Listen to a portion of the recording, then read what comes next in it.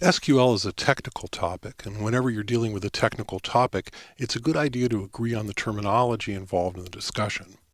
I'll cover some of the more general terms here in this movie, and I'll cover more specific terms as they come up. Also, at the end of each movie, you'll find a slide recapping terms covered in that movie.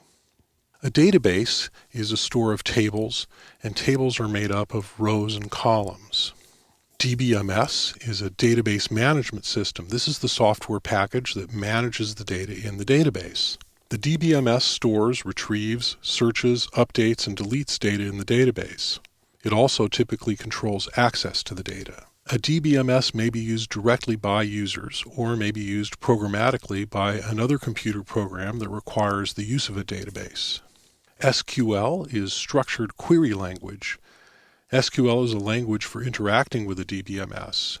It's by far the most popular language used for this purpose. SQL is used both by users and by programs to interface with the DBMS. For example, here is a query in SQL, and this query retrieves the name, continent, and capital of countries and cities from a world database. A database is usually segregated into tables. Each table has its own configuration and usually carries its own class of data. For example, a country table or an album table.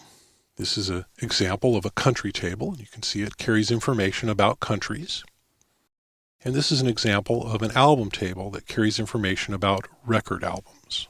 Tables are typically organized in rows and columns.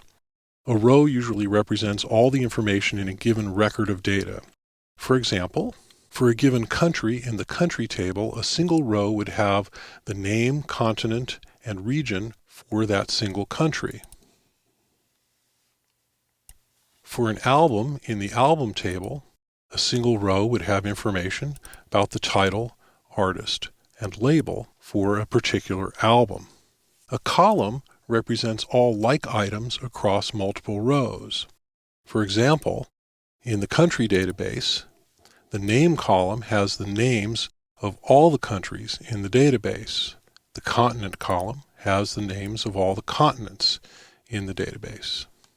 In the album table, the title column has the names of all of the titles, and the artist column has all the artists across all the rows of the table. Columns are sometimes called fields, a more general term that applies also to non-relational databases.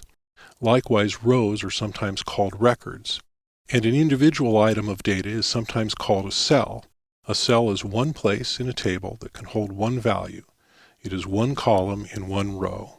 CRUD stands for Create, Read, Update, Delete, the basic four functions of a database application.